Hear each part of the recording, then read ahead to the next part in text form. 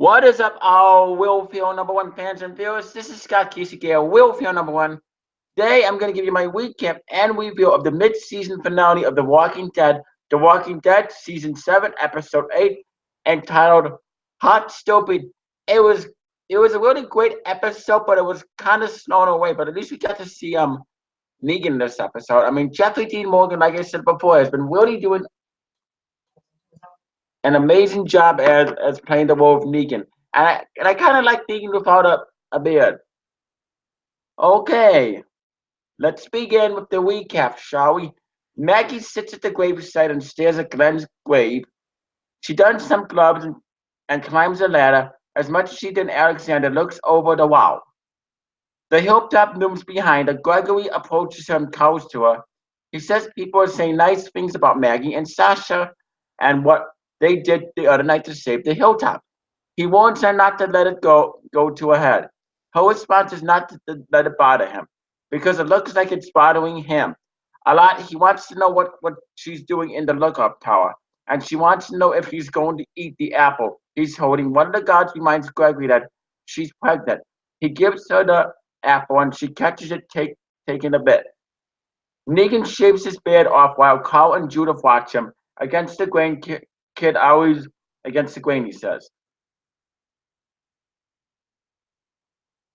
Dill appears around the corner. He's on his way out. Negan, in an apron, whips up a pasta sauce. He offers Carl a taste while Olivia looks on. Taylor comes up and gives her the lemonade. Denise liked it. Olivia tearfully takes it and thanks her. Taylor tells her to go home, but she says she's told Rick she would watch Judith. She tells Taylor to leave because they're about to eat dinner. Carl sets the table, and Negan says they'll need another setting. Olivia, killing Judah, pours his lemonade and he laughs. Rick and Aaron contemplate the bullet hole, widowed boat. They figure out they can make it to the canoe. Rick tells Aaron that he can stay behind, but Aaron says she's going to pretend he didn't hear that. He's dedicated and willing to set it through. They get in the boat and paddle through the walker-infested water. Uh, Negan says he isn't waiting for Rick anymore. He holds up his bat and says, Lucio is hungry. He places the bat on the chair beside him and asks Carl to pass the rose, please, he adds. Eugene, terrified, walks into the Alexandria while Negan's men unload Spencer's car. They tell him that Negan will be pleased, and the female saver tells Spencer that Negan might bring him back to the sanctuary. Carl is curled up on her couch by the fireplace, reading a book when she hears a noise. She looks outside and sees Morgan walking away. He left her some food. Kill was curled up in a couch, I meant. When she left, she hears a noise. She looks out and sees Morgan walking away. He left her some food, but shows her him her pantry. Ezekiel has been bringing food to her. He said he's doing well, and she says she still wants to be left alone. As he's leaving, one of the kingdom's men is there. It's Tobin. He wants to speak to them both. Aaron and Rick paddle across the lake and fend off walkers that attack the boat as they pass. The boat is quickly taking on water, but they're making good progress. They catch the canoe and find that there's a walker inside waiting for them. Rick kills the walker, but Aaron falls out of the boat. He dives underwater and resurfaces, telling Rick he's okay. He swims to the boat and paddles over. They make it. Dill sneaks down the hallway and hides in one of the apartments. He chows down some peanut butter and he trades his rope for a new set of clothes. He spots tiny figurines on a desk. For the moment, Dill is trapped inside this room and he's frustrated as a caged animal. Aaron finds a note with a middle finger waves saying that they still lose. There are some guns inside, so they load up. Rick tells Aaron that he didn't mean that Aaron couldn't make it easy. Aaron says that he was there with them and he knows that this is what they need to do, survive. Losing freedom is tough, but it boils down to live or die. That's the choice. They take it so they can live. As they load the truck, they put steps into the frame. Someone is watching them. Michonne keeps the gun aimed at the woman driving. She asks how long the woman has been with Negan. The woman won't talk, and it's infuriating. She says she wants to kill Negan, change how this out ends for them. I'm gonna find the way we win. Sasha comes in with fresh veggies and a pie. Someone gave them a pie for what they did, and they think Maggie should be president of the hilltop. Maggie asks about Jesus and Sasha. He says he left earlier that day. Enid knows that Sasha is lying about Jesus. Another ghost said Jesus left the day before, and Sasha says it's for Maggie's own good. Enid gets that Sasha wants to kill Negan, but she thinks they need help. Sasha says above all they need to keep Maggie safe.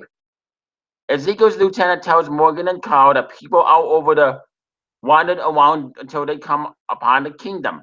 He tells them that the story of how Ezekiel found the Saviors. They cut a deal to trade goods for being left alone. He knows that Ezekiel trusts Morgan, and at Kiln he wanted to help convince Ezekiel that something bad can happen. If the Saviors aren't dealt with, Morgan wants to know what he's asking. He wants to strike first against the Saviors and attack them and kill them. Kiln and Morgan exchange looks. Rosita stares at her brother. She asks if the border is meant for him or her. Father Gabriel wants to know if Negan has to die. He agrees with her, but he wants to know why she is going to do it. She says that if Abraham and Glenn were alive, they would fight everyone. Everyone is paired off. Maggie would have Glenn Michonne and Carl have Aaron has Eric. Gabriel says that it shouldn't have been in her in the lineup. It should have been it shouldn't have been there anymore. He says that they need the right moments and they create it together. As a group, he asks her not to do anything rash. They need her too much to lose her in a botched assassination attempt. He leaves her alone to pawn in the church. Dale now looks like a savior. He sneaks down the hallway with a knife. Back at Kill's house, Tobin says he doesn't think Kill has seen that kind of fighting. Morgan says she's the most capable soldier out there. She says she doesn't want to be part of it. Morgan warns us that people will die. Tobin says that Morgan has killed before, and if he doesn't act more, will die. Morgan tries to reason with him, but maybe they can bargain with the Savers, but they won't work. Tobin storms away as Kill Morgan to go. She asks him not to return, not to tell people she's there. Spencer returns to his house, splattered in blood. He looks and sees the mess there left from when Rick was trying to find his gun. As the camera pans, we see a fresh and clean Spencer with a bottle of liquor. He practices saying hi to the man, then he leaves. Tobin hides out in the trailer and has a breakdown. Spencer is on his way to Michonne's house when Rosita stops them. Spencer is going to get in good with Negan and to use that to see if he can find a weakness. That way he can strike in the field. He asks her why she started stopping with him, and she says she used him. She apologizes, but it's hollow. He asks if she'd be up for dinner later, agrees. The door has been propped open so Dale can get out, and he runs to the bikes. Fat Joseph sees him and puts his hands up. He says Dale can just leave, and he's just trying to get by. But Dale brains him with a pipe anyway.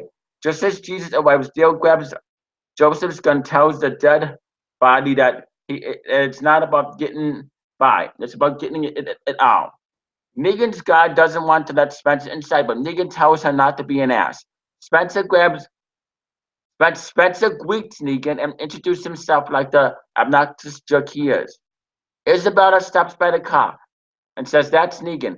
She said that she says that they all are Negan and that there is no escape. So she says Michonne still has some choices. The car turns around. When Rick and Aaron return to Alexander, they find Negan's men already there. Rick learns that Negan is in his house waiting for him. Another one of Negan's men stops him and says he wants to see what Rick bought them. Negan pours himself a drink and tells Spencer that they've been wanting water. They have running water, air conditioning, and housewarming gifts. He wants to get a vacation home. He wishes that there was a pool table, and Spencer says that there's one across the street. Negan likes Spencer. As Negan's men go for the stash, they find a note from the house. Negan's men attack. Aaron and Rick run off. Negan sets up the pool table in the street and says he could play pool with Rick Spencer. He wants to talk about Rick. He says he understands what Negan is doing by building a network of resources. Says, but Rick has a history of not playing well with others. Spencer tells Negan that his mother was the original leader. Negan hears that Spencer became an orphan then after Rick showed up, which is why it's good that Negan is in control. As Olivia and Carl watch, Negan asks what Spencer is asking for. Spencer wants to be in charge. He can be a better leader than Rick. Negan's men beat the crap out of Aaron. My heart's still beating, Aaron tells him. Negan notes that even though Rick hates him, Rick is out working to get stuff to protect his people. He's swallowing his pride and getting work done. He sees that Spencer waited until Rick was gone before asking Negan to do his dirty work. Why didn't Spencer just kill Rick? He says it's because Spencer has no guts and stabs Spencer in the guts so that his innards pour out. Negan is proud of Spencer for having guts. The whole town watches as Negan tells someone to clean the mess. Negan holds up Lucio and he says and says that he is winning. That he was winning. Rosita can't take it anymore and she pulls out her gun and fires. Rick carries Aaron farther into town. Negan's furious that Rosita tried to kill him. Lucio caught the bullet. Everyone watches as he keeps Rosita on the ground and she says she made the bullet, but Negan thinks she's lying. Negan gives this guy permission to kill someone, so she chooses Olivia. Olivia falls to the ground, dead, in time for Rick to show up. Negan is furious that his people are so out of line. Negan says that Olivia wouldn't have been his choice to die. Rick tells him to get his stuff and go. Negan wants to know who made the bullet. Carol tries to say she made it, but Eugene says he did it. Negan believes him. He asks Lucio for strength because he's going to relieve them of the bullet maker. Negan says that the stuff that he got for him isn't enough. He tells Rick that the kitchen is a mess. He walks away as Spencer turns into a walker. Good. Rick takes his anger out on the walker. Good. Rick has an axe, but inside the prison cell. But Morgan built. Michonne comes and says that Carl told her that he was there. They hug. She says she found out what she was looking for. She wanted to go with Aaron and Rick, but she needed to find her own answers. She wants the solution to be theirs. She tells Rick that there are more savers than she has ever brought and that they are vastly outnumbered. She says that they are still alive and that they have been through so much and survived. We're the ones who live. That's why they have to fight for Judah, for Carl, she says. They find a way to beat them. They have to do it together. Maggie climbs the tower again and spies something in the distance. She calls for Sasha and Enid at the gates. At the gates are Rick and the whole crew. He tells her that she was right from the start about getting ready to fight. He can hear that now. Around the corner comes Dale and Jesus, and Rick goes to Dale and hugs him. Sasha and Rosita exchange looks as Michonne hugs Sasha. Enid sees Calver's bandage back on. Dale takes the gun he found and gives it to Rick. Everyone looks at each other and smiles. And I would give this episode 4.5 stars, 2 thumbs up, way up. This has been a good season. I think this has been a good season, but a lot of people are saying this is the worst season. But I disagree with them. I mean, there were a couple episodes that were kind of boring, but this episode was really, really good in my opinion. And Negan looks pretty cool without the bed. I like how Lucille caught the bullet, and I predicted that it was gonna be what's his name? I predicted that Olivia was gonna die. I had a hunch that Olivia was gonna die because I just figured that was gonna happen. And so I figured that Spencer and Olivia were gonna be the ones to die because it was that because I just saw it coming and it was pretty gruesome. Spencer getting gutted out, his guts falling out when Negan stabbed him. That was a pretty gruesome scene. I love seeing Negan get furious. I mean, Jeffrey Dean Morgan has been really amazing in Negan this season, and the second half of season 7 returns in February. So what's gonna happen? So Rick is once again leader. Negan has left Alexander. But what's going to happen let's see, the final 8 episodes of season 7 when we come back in February? Jeffrey Dean Morgan is coming back for season 8, so he's not going to get killed off this season. And yeah, anyway, comment down below in the comments section. Tell me, Scott Casey Gale, what you thought about this episode. Sorry for the long read, but I like that. I like reads. I like giving my recap and review on the episode. So I thought this episode was really well done, and I can't wait for the second half of season 7 to come back in February of 2017. So you'll still be seeing. So you'll still be reviewing the second half of The Walking Dead, February 2017. Anyway, shout out to me, Will Field number 1. Shout out to my best close friends, BB717, Godzilla, Hawk, JH Films, The Concert Kid 14.